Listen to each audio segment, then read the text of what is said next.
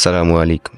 میں محمد یامین ندیم آپ کے ساتھ کیے گئے وعدے کے مطابق حاضر ہوں اپنی ویڈیو کے ساتھ۔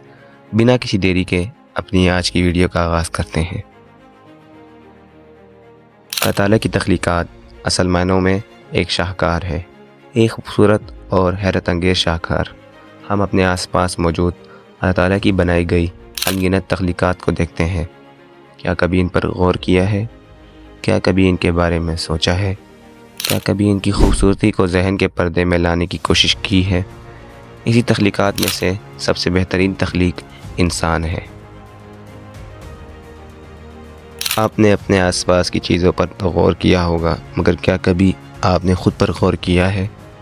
کیا کبھی یہ سوچا ہے کہ ہمارے بنانے والے یعنی اللہ نے ہمیں کسی خوبصورتی اور مہارت سے بنایا ہے؟ آج کے زمانے میں آپ انسان کی بنائی گئی کتنی حیرت انگیز چیزوں کو دیکھتے ہیں، مگر ان چیزوں کو بنانے والے اس انسان پر کبھی غور کیا ہے؟ آج کی اس ویڈیو میں ہم اسی موضوع پر بات کریں گے۔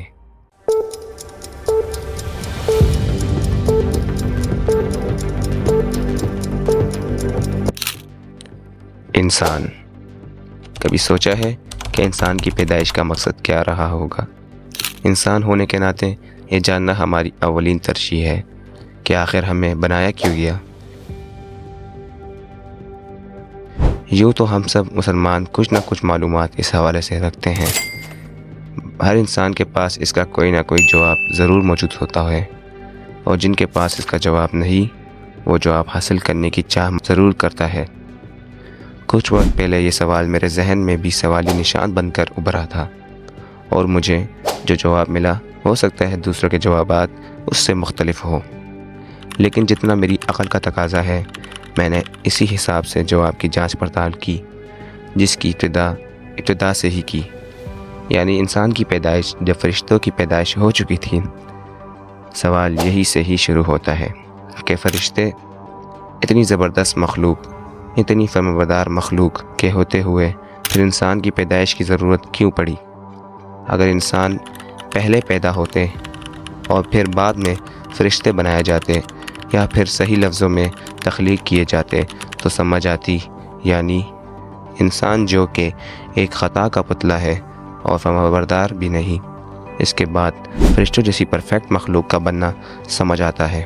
لیکن بعد میں تخلیق کیے گئے انسان کی تخلیق کا مقصد آخر کیا ہو سکتا ہے؟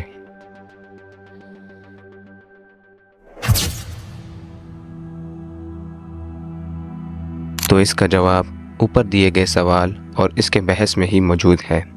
چلیں پھر دوبارہ نظر ثانی کرتے ہیں اپنی کہی گئی باتوں پر اور بحث پر۔ میں نے اوپر فرشتوں اور انسان کی اصل شناخت کیا بتائی؟ انسان جو کہ خطا کا پتلا ہے، جس سے غلطی ہونا ممکن ہے، اور فرشتے جو کہ غلطی نہیں کرتے اور پھر صحیح معنوں میں جن سے غلطی ہونا ناممکنات میں سے ہے۔ جب اللہ تعالیٰ نے فرشتوں کو تخلیق کیا تو وہ دن رات اللہ کی عبادت کرتے اور ان سے کوئی گناہ بھی نہ ہوتا، یعنی وہ گناہ کر ہی نہیں سکتے تھے۔ اللہ تعالیٰ نے ان میں گناہ کرنے کی صلاحیت ہی نہیں ڈالی۔ وہ گناہ نہیں کرتے تھے کیونکہ وہ گناہ کر ہی نہیں سکتے تھے۔ اللہ تعالیٰ نے انسان کو اس لیے بنایا کیونکہ وہ گناہ کر سکتے ہیں، اس کے پاس گناہ کرنے کا آپشن ہوتا ہے۔ جب آپ کے پاس غلطی کرنے کا آپشن ہو، لیکن آپ اس آپشن کو چھوڑ کر اللہ تعالیٰ کے سامنے حاضر ہو، تب جا کر آپ اشرف المخلوقات کے بلند درجے پر فائز ہوتے ہیں۔ فرشتوں کو اتنی عبادتوں کے بعد بھی اشرف المخلوقات کا درجہ نہیں دیا گیا۔ یہ درجہ انسان کو حاصل ہے۔ فرشتے ایوریج مخلوق ہیں، وہ نیکی کرتے ہیں کیونکہ وہ صرف نیکی ہی کر سکتے ہیں، مگر انسان جب وہ غلطی کرتا ہے یا گناہ کرتا ہے تو وہ نچلے درجے پر آ جاتا ہے، کیونکہ اس نے اچھائی کا آپشن ہونے کے باوجود برائی کا راستہ اختیار کیا۔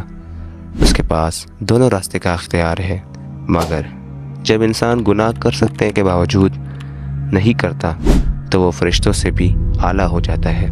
کبھی سوچا ہے کہ انسان سجود ملائک کیوں ہے؟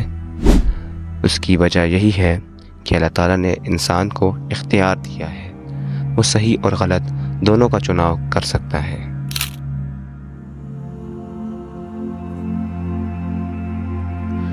جب صبح فجر کا وقت ہوتا ہے تب انسان کو سب سے پہلے نیند کے خلاف جہاد کرنا ہوتا ہے۔ نیند سے جاگنے اور اس سے جیتنے کے بعد اسے شیطان کا مقابلہ کرنا ہوتا ہے۔ اسے شیطان ورغلاتا ہے اور اسے پھر سو جانے کے لیے کہتا ہے۔ نیند اور شیطان سے جنگ کے دوران اسے اپنی ہی نفس کے خلاف آواز اٹھانی ہوتی ہے۔ اس کا نفس اسے الگ الگ وجوہات دے کر نماز ادا نہ کرنے کی ترغیب دیتا ہے۔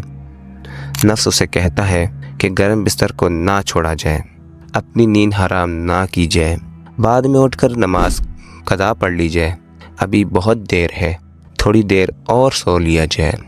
انسان کو اپنے گرم بستر کی قربانی دینی ہوتی ہے۔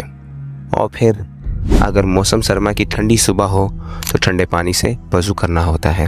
اگر پانی گرم کر لیا جائے اور پھر وضو کریں تو ہوا کا پہلا تپڑ اسے اپنی روح پر محسوس ہوتا ہے۔ ان سب مشکلات سے لڑنے کے بعد اس کے پاس پھر سے سو جانے کی اختیار کے باوجود، نماز کو قضا کر سکنے کے باوجود، نیند نہ پوری ہونے کے باوجود، جب انسان اٹھتا ہے، اپنا بستر چھوڑتا ہے، وضو بناتا ہے، تھکن سے چور حالت میں اور نیند سے بھری آنکھوں میں جب وہ اپنے اللہ کے روبرو حاضر ہوتا ہے اور اسے پکارتا ہے، اپنے رب کو اپنی بندگی ثابت کراتا ہے، تب انسان اصل معنوں میں اشرف المخلوقات بنتا ہے۔ تب وہ تمام مخلوقات سے افضل بن جاتا ہے۔ اصل میں تب وہ انسان بن جاتا ہے۔